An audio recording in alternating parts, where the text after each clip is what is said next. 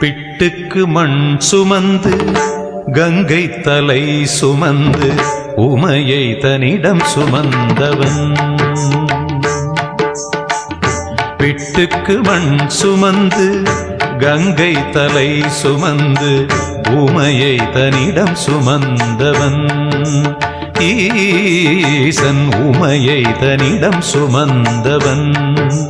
தில்லையாடும் நடராஜன் உமையை தன்னிடம் சுமந்தவன்.